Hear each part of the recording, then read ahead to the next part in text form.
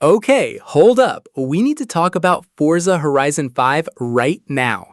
If you're thinking about jumping into a massive open world racing game in 2026, this is still, and I'm saying this confidently, one of the greatest driving experiences ever made. Here's what most people don't realize. Forza 5 has been constantly evolving for over 4.5 years. We're not talking about the game that launched back in 2021. That version was incredible, sure, but what we have now, it's completely different. Over 40 content updates, hundreds of new cars, entirely new gameplay systems, new regions to explore. This is basically a whole new game at this point. Now, Forza Horizon 6 is dropping later this month on May 19th, and yeah, Japan looks insane. But before you jump ship to the next generation, you need to understand why Forza 5 is still absolutely worth your time and money. Let's break it down.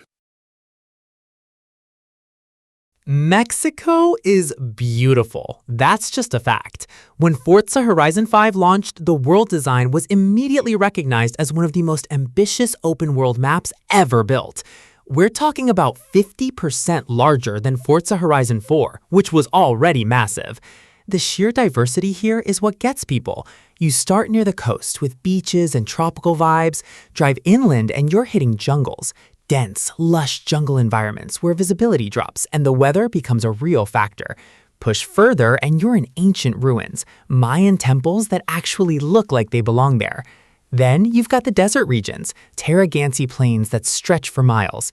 And in the middle of it all, the Gran Caldera, an active volcano that's legitimately the highest point in the entire Horizon franchise. What makes this world feel alive is the seasonal system. But here's where Forza does something genius. Seasons don't just change the weather, they change the entire environment. In spring, wildflowers bloom across the landscape. Summer brings heat haze rising from the roads. Autumn, leaves are falling, the color palette shifts gold and orange. Winter brings snow to the mountains. But beyond the visual changes, each season has local weather systems. The dry season brings dust storms, towering walls of sand that genuinely reduce visibility and force you to adapt your driving. Tropical storm season unleashes monsoons with flooding and treacherous conditions. The jungle reacts too, leaves flying everywhere, water cascading down cliffs. This isn't just a cosmetic seasonal change, it fundamentally alters how you drive. They recently added Horizon Realms, which is basically a collection of fan-favorite limited-time events from the past 4 years, all brought back into the game permanently. You've got environments like Retro Wave Highway with neon-soaked aesthetics, a stunt park in the stadium, Winter Wonderland, a completely redesigned oval track, 12 different realms to explore, each with unique challenges and vibes, plus a brand new stadium track that's fully integrated. The map itself has changed over time, with new landmarks, new shortcuts, and new racing lines discovered. If you played it at launch and haven't touched it since, the world has literally evolved. Okay, this is where Forza 5 absolutely shines. The driving itself is incredible. The car physics are tuned so well that whether you're a casual arcade player or someone who wants full simulation, there's a difficulty setting and assist option for you. For new players, you can have everything on. Traction control, stability control, damage off, rewinds unlimited. You can bang around Mexico without any consequences, just enjoying the pure joy of driving fast. But for the hardcore players, turn off all assists, enable realistic damage. Realistic damage costs money, and suddenly every decision matters. You're thinking about your racing line, your brake points, your throttle control. What's changed significantly is the introduction of Horizon Realms and how they layer gameplay. You've got traditional racing, circuit races, street races, off-road challenges, but you also have Horizon Arcade, which is this continuously rotating series of multiplayer mini-games. No lobbies, no loading screens. You just jump into challenges with other players and compete for points. Piñata Pop. Cargo planes drop piñatas and you're trying to smash them. It's chaotic and genuinely fun. Then there's Event Lap, which is honestly one of the most underrated features. This is basically Forza's version of Forge Mode or Creative Mode. You can build custom races from scratch. Choose the starting point, the route, the rules, the weather, the time of day. You can create stunt challenges, custom showcases, chase events, speed zones. The community has created thousands of these, and players are literally voting on which ones to feature. The career mode is structured around competing in weekly series. Each series is themed. Maybe it's American Automotive Week, so you're racing American cars in American-themed challenges. There's always something seasonal happening, and unlike the base game, every car you earn in these challenges is permanently added to your auto show, so you're never locked out of content. One huge improvement, they've made accessibility a priority. American Sign Language and British Sign Language support for cinematics. That's a picture-in-picture interpreter showing the actual sign language translation, and you can customize where they appear and adjust the background. It's a level of accessibility that most racing games don't even attempt. The driving mechanics themselves have been continuously tuned. The game supports wheel controls perfectly for serious sim racers, but if you're using a controller, the feel is dialed in. Steering response, throttle modulation, brake sensitivity, it all feels precise and responsive. Let's talk cars, because this is where Forza 5 is legitimately insane. As of right now, May 2026, there are approximately 799 obtainable licensed vehicles in this game. That's not a typo, nearly 800 cars.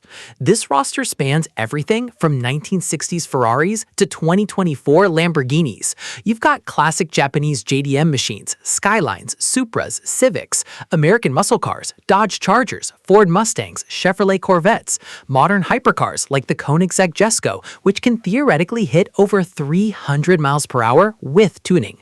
Trucks, SUVs, electric vehicles, concept cars that never existed in real life.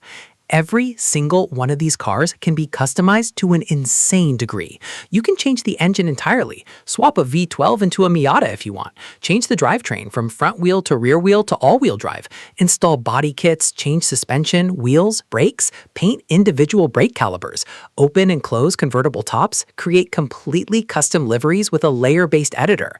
The way cars are earned is diverse too. You can buy them from the auto show with credits, win them from wheel spins, the slot machine loot system where you're constantly earning rewards, complete accolade challenges that reward specific cars, unlock them through the car mastery skill trees, find barn finds scattered across the map, which are hidden classic cars you discover and restore. They recently overhauled the Backstage Shop, which is basically a marketplace where previously exclusive festival playlist cars are now available for purchase. This was a huge QLL improvement because at launch, if you missed an exclusive seasonal car, it was gone forever. Now everything cycles through the Backstage Shop. The Forza Edition cars are special variants that come with gameplay perks, increased money gains, experience multipliers, bonus Forzathon points. There are legendary variants of cars with special cosmetics and enhanced perks. And here's something that legitimately changed how people engage with the game: the Car Pass. Every month, 4 to 5 new cars are added, some free through the Car Pass or Car Pass Plus subscription, some available for Forzathon points that you earn in-game, some available through limited time events. The consistent flow of new cars keeps the meta fresh and gives you reasons to keep coming back.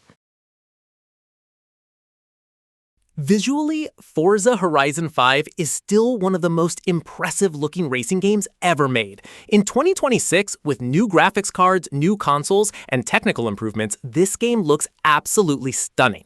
The foundation is photogrammetry. Playground Games sent teams to Mexico to photograph real environments at insanely high resolution, 12K photogrammetry captures. They captured everything from the texture of desert sand to individual cacti needles. The level of detail is absurd. When you're driving through the jungle, you're seeing real captured textures. The water looks incredible. The buildings in Guanajuato have architectural accuracy you can see close up. The lighting system is where a lot of the magic happens. There's a global illumination system that creates realistic, dynamic lighting across every scene. Shadows from clouds moving overhead create dynamic shade patterns. The time of day system is smooth. You can see the sun's position changing in real time, affecting how light hits the landscape. Sunrise and sunset are genuinely beautiful moments in this game. Ray tracing is implemented, but only in Forza Vista, the car inspection mode. In-game, they're using screen space reflections and screen space ambient occlusion, which does an incredible job of making surfaces feel reflective and environments feel three-dimensional without the performance hit of full ray tracing. On console, you're looking at stunning visuals at 4K on Xbox Series X, with both quality and performance modes available. The PS5 version, which dropped last year, runs beautifully with those same options. On PC, if you've got a high-end setup, you can push this to absolute maximum visual settings with DLSS or FSR upscaling enabled. The weather effects are genuinely impressive. Dust storms create this hazy, low-visibility environment where you're basically driving blind. Rain reflects off the road realistically. Lightning illuminates the sky. Tropical storms bring heavy downpours. The volumetric clouds, those puffy 3D clouds in the sky, actually cast shadows on the ground. Photo mode is ridiculously detailed. You can take photographs at any point in the world, adjust lighting, camera angles, filters, depth of field. The community creates absolutely stunning shots that look like official photography. This has become almost a mini-game within the game. The multiplayer side of Forza 5 is genuinely where the game's longevity comes from. There are several distinct multiplayer modes. Horizon Open is the quick play multiplayer option. You jump into a lobby, get a random race type, circuit, street race, off-road, whatever, and compete against 7 other players. It's no pressure, just racing. The matchmaking is actually skill-based, so you're not getting destroyed by pros if you're casual. Seasonal championships are the ranked multiplayer experience. You're competing in series of races with others at your skill level, earning seasonal points that determine your ranking. Seasonal rankings reset every few weeks, so there's always something to grind for. Horizon Arcade is the collaborative multiplayer experience. You and up to 5 other players are tackling a series of minigames together: Infected, Survivor, Pinata Target, Team Playground. It's chaotic, it's funny, and it's weirdly addictive. These are short bursts of gameplay, perfect for casual sessions. The Eliminator is the Battle Royale mode. 72 players start in a 1963 Volkswagen Beetle and have to outrun and outrace each other. As you win races, you get upgraded to better cars. Last person standing wins. It's actually a completely unique take on Battle Royale. Instead of a shrinking map, it's a shrinking player count, and you're constantly racing. Community creations are a massive part of the multiplayer experience. Players have created thousands of custom races, stunt parks, treasure hunts through Event Lab. The community voting system means the best creations get featured and millions of plays. The seasonal structure keeps things fresh. Every few weeks there's a new series with new cars to earn, new challenges, new cosmetics. They're constantly adding themed events, crossovers with movies and brands, limited time challenges. The Forza Horizon community is genuinely one of the healthiest gaming communities out there. Sure, there's occasional toxicity in online racing, but the creativity and sharing culture is incredible.